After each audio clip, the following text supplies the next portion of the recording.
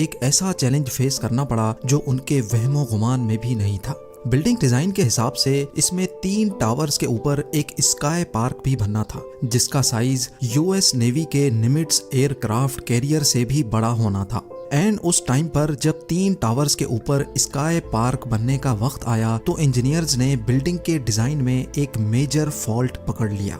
Fault ये था कि तूफान की सूरत में तीनों टावर्स के टॉप वाले हिस्से 200 मिलीमीटर तक झूल सकते हैं, और इस कंडीशन में अगर इसके ऊपर लाखों टन वजनी स्काई पार्क बनाया गया तो इसमें मौजूद 15 लाख लीटर पानी से भरे स्विमिंग पूल में किसी भी वक्त क्रैक पड़ सकते हैं, और इसके नतीजे में जो तबाही होगी उसको इमेजिन करना भी काफी मुश्किल है। एक तरफ इस प्रोजेक्ट पर सालों की मेहनत और लाखों डॉलर लग चुके थे, तो दूसरी तरफ स्काई पार्क के आइडिया को स्किप करना भी पूरे स्ट्रक्चर की ब्यूटी को दांव पे लगाने जैसा था। कुछ तो ऐसा करना था जिससे तीनों टावर्स तूफान में बेशक स्विंग करें, लेकिन उसके ऊपर बने स्काई पार्क और स्विमिंग पूल को बाल बराबर भी नुकसान ना पहुंचे। मरीना बे सैंड्स की कंस्ट्रक्शन के दौरान ये खड़ा होने वाला ऐसा मसला था जो पूरी कंस्ट्रक्शन और आर्किटेक्चर टीम को महंगा पड़ रहा था। लेकिन फिर हुआ एक चमत्कार। जेम टीवी की वीडियोस में एक बार फिर से खुशामदीद। नाजरीन, सिंगापुर एक ऐसी कंट्री है जिसमें सिर्फ एक ही सिटी है और वो है सिंगापुर। क्योंकि ये पूरी कंट्री ही इतनी छोटी है कि इसका एरिया इंडिया के शहर मुंबई से थोड़ा बड़ा, जबकि पाकिस्तानी कैपिटल इस्लामाबाद से भी छोटा है। सिंगापुर मरीना बे सैंड्स दुनिया के कई कॉम्प्लिकेटेड कंस्ट्रक्शन प्रोजेक्ट्स में से एक है, और इसी वजह से इसको इंजीनियरिंग का मास्टरपीस भी कहा जाता है। इंजीनियर्स को सिर्फ एक बिल्डिंग नहीं बल्कि पूरी 3 बिल्डिंग्स खड़ी करनी थी। ऐसी बिल्डिंग्स जिसका एक हिस्सा झुका हुआ होगा और वो भी दूसरे हिस्से की सपोर्ट में। $8 बिलियन या फिर 60,000 करोड़ रुपयों की लागत से बनाए जाने वाले इस प्रोजेक्ट में 680 फीट ऊंची 3 बिल्डिंग्स के साथ साथ एयरक्राफ्ट कैरियर से भी बड़ा स्काई पार्क, 200 फीट ऊंचा आर्ट्स म्यूजियम और एक फ्लोटिंग एंटरटेनमेंट पवेलियन भी बनना था, और वो भी पानी के ऊपर। जितनी कीमत में मरीना बे सैंड्स बनाया गया था उसमें 5 बुर्ज खलीफा जैसी बिल्डिंग्स भी तैयार हो सकती थी। और अगर मेहनत की बात की जाए तो इस शाहकार को बनाने में हैरत अंगेज तौर पे 16,500 वर्कर्स एक साथ काम करते थे। समंदर के किनारे गीली मिट्टी पर फाउंडेशन बनाने से लेकर एक खास एंगल पर कर्व्ड शेप स्ट्रक्चर और उसके ऊपर एक अनोखा स्काई पार्क बनाने तक कंस्ट्रक्शन वर्कर्स और इंजीनियर्स को कई ऐसे चैलेंजेस का सामना करना पड़ा जो ना सिर्फ उनकी लाइफ का पहला चैलेंज था, बल्कि आज से पहले ऐसे चैलेंजेस का दुनिया के किसी प्रोजेक्ट में सामना नहीं किया गया था। आइए एक एक करके इन तमाम चैलेंजेस और उनके सॉल्यूशंस पर नजर डालते हैं। Challenge number 1, Marina Bay Sands को बनाने के पीछे अमेरिकन बिजनेस टाइकून और लॉस वेगस सैंड्स कॉरपोरेशन के मालिक शेल्डन एडल्सन थे, जिनका शुमार फोर्ब्स मैगजीन की रिचेस्ट लिस्ट में भी होता रहा है। एडल्सन यहाँ एक ऐसा प्रोजेक्ट बनाना चाहते थे जो सिंगापुर की पहचान बन जाए।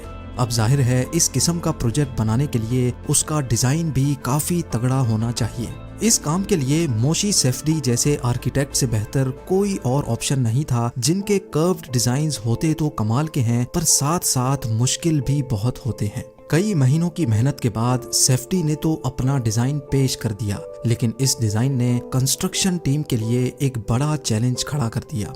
कंस्ट्रक्शन टीम के हिसाब से इस प्रोजेक्ट को बनाने में कम से कम 7 साल लगेंगे, लेकिन शेल्डन एडल्सन इस प्रोजेक्ट को सिर्फ और सिर्फ 3 साल के अंदर बनवाना चाहते थे। इन्हीं 3 सालों के अंदर ये पूरा प्रोजेक्ट, इसके तीनों टावर्स, इसका इंटीरियर, म्यूजियम, फ्लोटिंग पवेलियन और सबसे मुश्किल स्काई पार्क भी बनाना था। ये चैलेंज एक्सेप्ट करना ही कंस्ट्रक्शन टीम के लिए एक बहुत बड़ी अचीवमेंट थी। चैलेंज नंबर 2, कंस्ट्रक्शन जिस साइट पर की जानी थी वहां की जमीन समंदर की वजह से सॉफ्ट चीकी मिट्टी से भरी पड़ी थी, जिसको इंजीनियर्स मैरीन क्ले कहते हैं। ये मैरीन क्ले बहुत सॉफ्ट होती है और यहाँ कंस्ट्रक्शन करना तो दूर की बात, इस पर चलना भी बहुत मुश्किल होता है। अगर मैरीन क्ले से सही तरह नहीं निपटा गया तो ये पलट कर वार भी कर सकती है, जैसा सिंगापुर के ही निकोल हाईवे के मामले में देखा गया था। मैरीन किले की खास बात यह होती है कि अगर इसको एस्केवेटर की मदद से खोद कर निकाला जाता है तो आसपास की किले उस गड्ढे को फौरन पुर कर लेती है। लिहाजा 200 मीटर ऊंचे 3 स्ट्रक्चर्स की फाउंडेशन बनाने के लिए जरूरी था कि कोई ऐसा ठोस सॉल्यूशन निकाला जाए कि जब फाउंडेशन के लिए खुदाई की जाएगी तो आसपास की क्ले एक्सकवेशन साइट पर ना गिरे। इसके लिए इंजीनियर्स ने 1.5 मीटर मोटी कंक्रीट वॉल बनाने का फैसला किया, जिसको डायाफ्राम वॉल भी कहा जाता है। 4000 मीटर की डायाफ्राम वॉल को जमीन के अंदर 50 मीटर की गहराई तक बनाया गया और फिर एक्सकेवेटर की मदद से इसके अंदर से मेरीन क्ले को निकाल लिया गया। मेरीन क्ले को रास्ते से हटाने में ही इंजीनियर्स को पूरा 1 साल लग गया, यानी अब इनके पास प्रोजेक्ट को कंप्लीट करने में सिर्फ 2 साल का वक्त बचा था।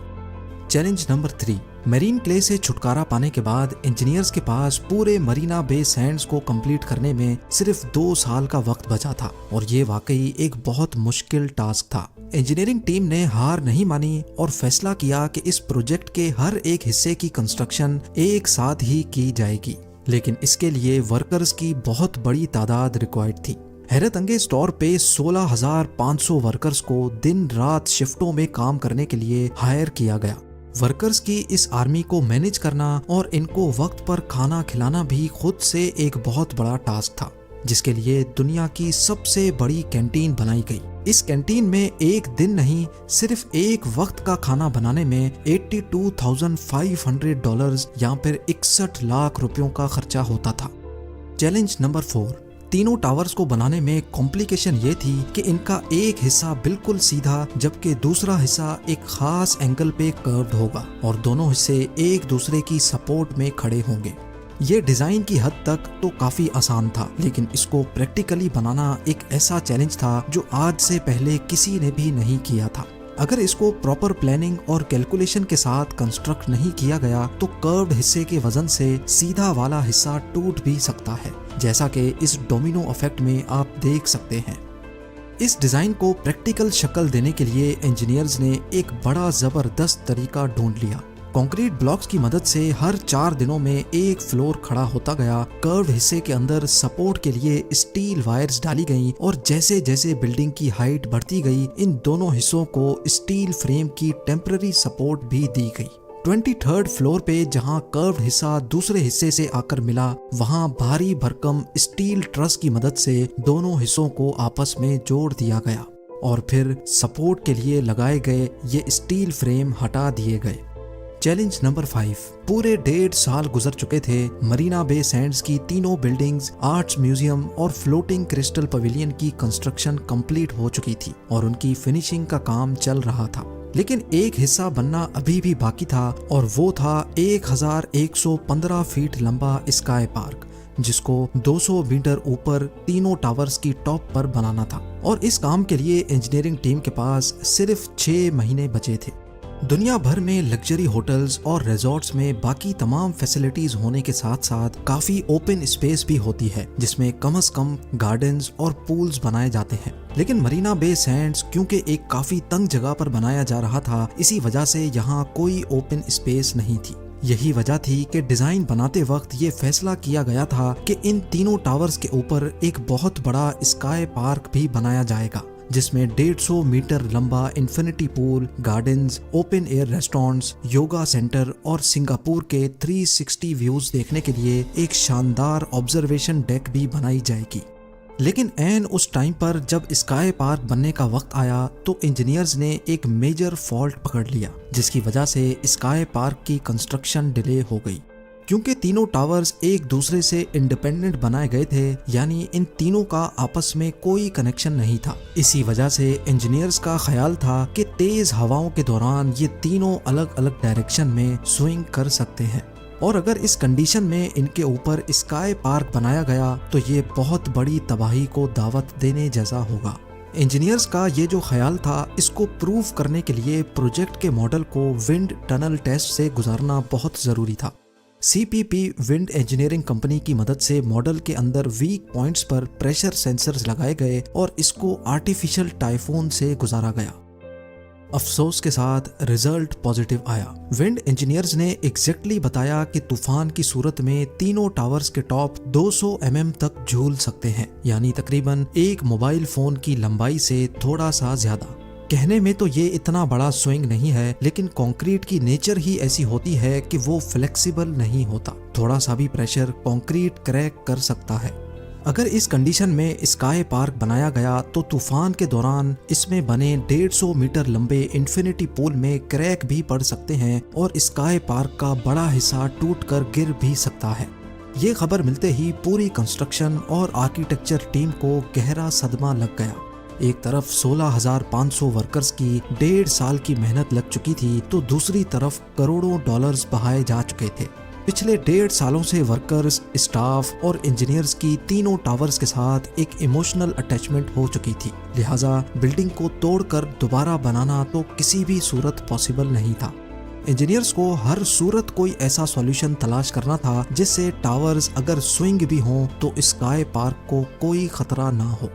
कई महीनों की मेहनत के बाद आखिरकार एक सॉल्यूशन प्लान किया गया। ब्रिज इंजीनियरिंग टेक्नोलॉजी को इस्तेमाल करके मूवमेंट जॉइंट्स इंट्रोड्यूस करने का फैसला किया गया, जिसमें पूरा स्काई पार्क तीनों टावर्स के ऊपर एक स्टील ब्रिज के ऊपर बनाया जाएगा। इस स्टील ब्रिज में खास किस्म के मूवमेंट जॉइंट्स रखे जाएंगे जो 250 mm की मूवमेंट बर्दाश्त करने की काबिलियत रखेंगे। ये सॉल्यूशन सबको समझ आ रहा था, लेकिन इसके लिए जरूरी था कि स्काई पार्क को 3 अलग अलग हिस्सों में बनाया जाए, यानी 150 मीटर लंबा इंफिनिटी पूल बनाना अब पॉसिबल नहीं था। इंजीनियर्स ने फैसला किया कि इंफिनिटी पूल को 50-50 मीटर के 3 पूल्स में डिवाइड कर दिया जाएगा और इनके दरमियान मूवमेंट्स के लिए कुछ स्पेस रख दी जाएगी। चैलेंज नंबर 6, स्काई पार्क के स्टील ब्रिज की कंस्ट्रक्शन में टोटल 1400 टन वजनी स्टील इस्तेमाल होना था, यानी दुनिया के सबसे बड़े कार्गो प्लेन एंटोनोव 225 मिरिया जैसे 2 जहाजों जितना वजन। इतना ज्यादा वजन 200 मीटर की ऊंचाई तक पहुंचाना इम्पॉसिबल था। लिहाजा स्काई पार्क की कंस्ट्रक्शन को 14 सेगमेंट्स में डिवाइड करके ऊपर जाकर उनको असेंबल करने का फैसला किया गया।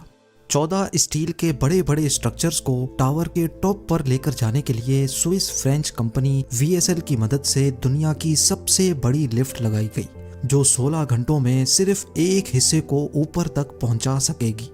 लिफ्टिंग का प्रोसेस अभी स्टार्ट ही किया था कि समंदरी तूफान का खतरा मंडलाने लगा। तूफान की सूरत में लिफ्ट से लटका 100 टन का ये स्टील स्ट्रक्चर स्विंग करके टावर को भी नुकसान पहुंचा सकता है और बदकिस्मती से गिर भी सकता है। सुबह को स्टार्ट होने वाला लिफ्टिंग प्रोसेस पहले कई घंटों तक तूफान की वजह से बीच में सस्पेंड रहा और फिर आखिरकार आधी रात को फ्रेम का पहला हिस्सा टॉप तक पहुंचने में कामयाब हो गया। इसी तरीके से एक एक करके पूरे 1400 टन का स्टील स्ट्रक्चर लिफ्ट किया गया और उसको असेंबल करके स्काई पार्क कंप्लीट कर लिया गया। जहां मरीना बे सैंड्स की कंस्ट्रक्शन 2009 में कंप्लीट होनी थी, स्काई पार्क की वजह से 1 साल डिले के बाद 2010 में कंप्लीट हुई। आज मरीना बे सैंड्स रोजाना लाखों विजिटर्स को होस्ट करता है, लेकिन हिस्ट्री में ये बात हमेशा याद रखी जाएगी कि इस इंजीनियरिंग मास्टरपीस के पीछे 16,500 वर्कर्स की खून पसीने की मेहनत शामिल है। उम्मीद है ज़ेम टीवी की ये वीडियो भी आप लोग भरपूर लाइक और शेयर करेंगे। आप लोगों के प्यार भरे कमेंट्स का बेहद शुक्रिया। मिलते हैं अगली शानदार वीडियो में।